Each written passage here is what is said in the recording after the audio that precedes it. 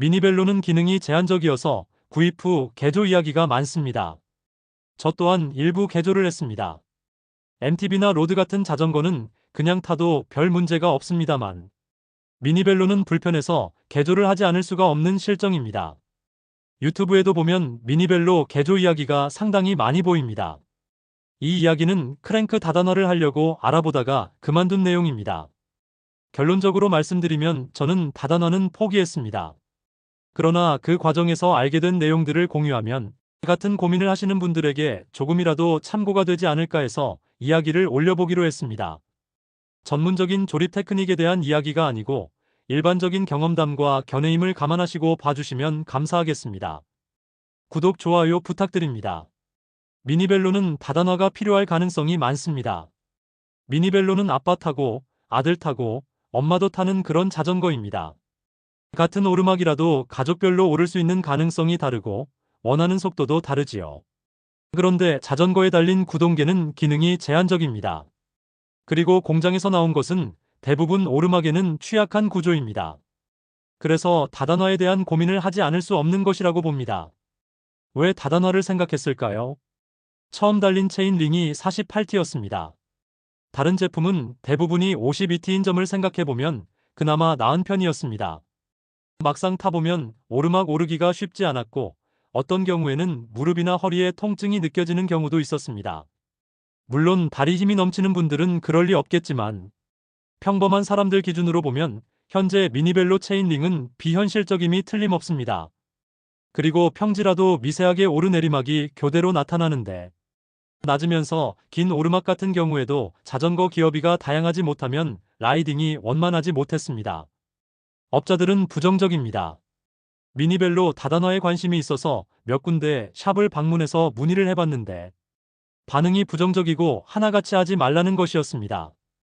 우연히 어떤 블로거에서 올린 글을 보니까 이분도 같은 과정을 겪었는데 업자들이 이런지하에 거절하는 바람에 본인이 직접 작업을 한 과정을 올린 글이 있었습니다. 그분은 대단한 의지와 능력을 가지신 분으로 생각됩니다. 유튜브에는 다단화 작업을 한 영상이 있습니다. 그러니까 완전히 불가능한 일은 아닌 것 같고 어떤 업자는 잘 해나가는 것 같았습니다. 그리고 개인도 작업을 해서 올린 영상이 있었습니다. 저는 꼭 하겠다는 것은 아니었으나 궁금증 해소를 위해서 이것저것 알아보게 되었습니다. 다단화된 상품도 있습니다. 일부 미니벨로는 앞기어가 2단으로 설치되어서 판매가 되고 있습니다. 그 기어비는 그리 낮지 않아 보였습니다. 다단화하는 목적은 낮은 기어비 확보에 있습니다만 기어비를 보니 크게 낮은 것은 아닌 것 같았습니다. 이 부분은 사람마다 능력에 따라서 다를 수 있습니다만 저의 기준에 따른 생각입니다. 어떤 기종은 53에 39T 크랭크가 있었습니다. 이너기어가 생각보다는 적지 않았다는 것입니다. 제가 타는 자전거의 체인링이 40T이고 스프라켓은 32T입니다. 제일 낮은 기어비가 24단 MTB의 1단과 2단 사이의 기어비가 나오더군요. 그런데 MTB도 8단 스프라켓은 부족한 감이 있지 않습니까? 어필 성능을 많이 높이려면 39T로는 좀 부족하지 않나 하는 생각이 들었습니다. 그리고 종류가 다양하지 않아서 소비자가 선택할 수 있는 폭이 좁은 것 같았습니다. 현재 올라있는 다단화 미니벨로의 기어비를 분석해서 따로 영상을 올려보고자 합니다. 다단화를 대비해서 만들어진 자전거도 있습니다. 다단화할 때는 앞 드레일러를 프레임에 장착해야 하는데 이때 작업이 편리하게 진행되기 위해서 드레일러를 장착하는 마운트를 프레임에 용접해서 나오는 자전거가 있더군요. 메디슨 바이크의 피콜로, 델타 시리즈들이 있는데 정말 이 회사는 소비자들의 마음을 잘 헤아리는 회사가 아닌가 합니다. 다단화 하실 분들은 이런 기종을 사시면 작업이 훨씬 쉽겠지요. 처음에 그냥 타다가 다단화 필요성이 있으면 그때 할 수도 있겠지요. 그러나 아쉬운 점은 이 회사에서도 마운트는 달아서 나오는데 다단화 키트는 판매하지 않더군요. 크랭크 다단화는 관련 부품 호환성이 매우 중요해 보이는데 제작회사에서는 개인보다는 부품 조합을 구성하기가 훨씬 쉽지 않을까요? 관련 부품을 키트로 판매하면 구입해서 가까운 샵에서 작업하면 훨씬 용이하겠지요.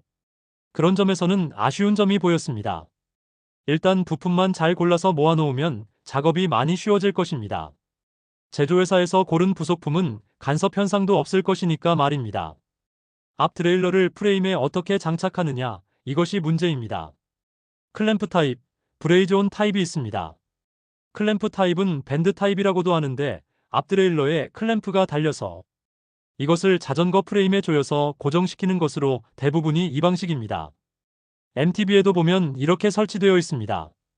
다음에는 브레이즈온 타입이 있는데 튜브에 용접되어 있는 마운트의 나사로 고정시키는 방식으로 마운트가 용접이 되어 있어야 합니다.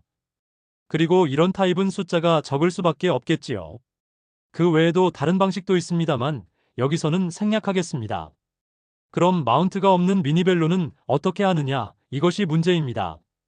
대부분의 미니벨로가 해당됩니다.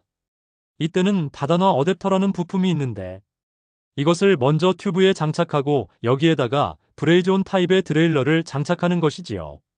어댑터는 두 가지가 판매되던데 40mm 정도의 굵은 모델이라야 미니벨로에 맞을 것입니다. 이런 물건이 판매된다는 것은 다단화가 가능하다는 반증이 아닐까요? 그런데 샵에서는 고개를 절레절레 흔들었습니다. 만일한다면 몇 단이 적합할까요? 미니벨로를 기준으로 말씀드린다면 2단 크랭크가 적합할 것입니다. 3단 크랭크는 주로 MTB용으로 많이 사용되어서 그런지 클램프 타입이 많이 보이고 브레이즈온 타입은 인터넷을 뒤져봐도 찾지 못했습니다. 3단은 하고 싶어도 불가능하다고 봅니다. 앞 트레일러가 없으니까요. 체인링은 어느 정도의 크기를 사용할 수 있을까요?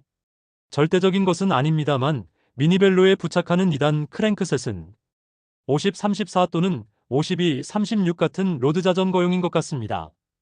앞 트레일러에 따라서 사용할 수 있는 체인링의 크기가 정해져 있습니다. 제가 개인적으로 관심이 있었던 크랭크셋은 38-26의 MTB용인데 이것과 호환되는 앞 트레일러는 브레이즈온 방식이 없는 듯합니다.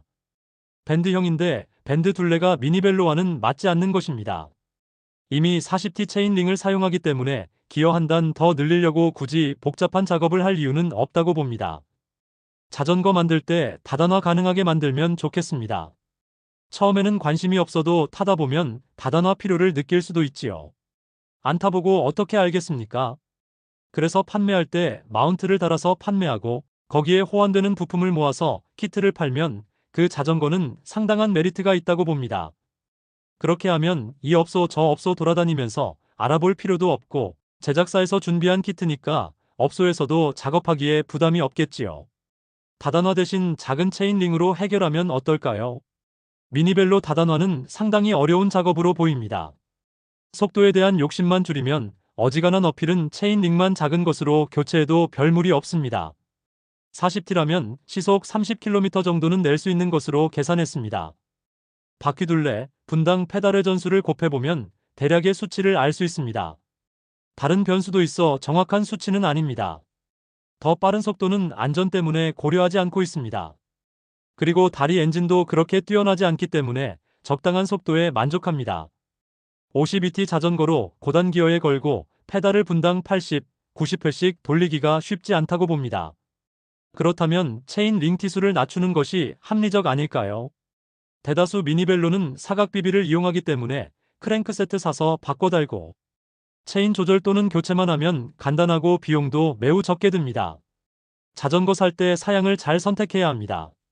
자전거 구입할 때 스프라켓이 40T 이상 달린 10단짜리 자전거를 사고 앞 체인링을 40T 정도로 교체하면 굳이 다단화 안 해도 상당한 어필 성능을 발휘할 수 있을 겁니다. 저의 경우는 8단 32T라서 부족한 감이 있어 스프라켓 교체도 생각해봤는데 이 또한 만만한 일이 아니고 체인이 땅에 닿을지도 모르고 비용도 많이 들기 때문에 포기했습니다. 처음 살 때 스프라켓이 최대한 큰 것이 달린 미니벨로를 사는 것이 좋겠습니다.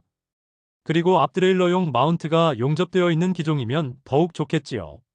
미니벨로 사고 나서 구동계 때문에 고민되시는 분들, 새로 미니벨로 장만하실 분들께 참고가 되었으면 합니다. 영상 시청 감사합니다.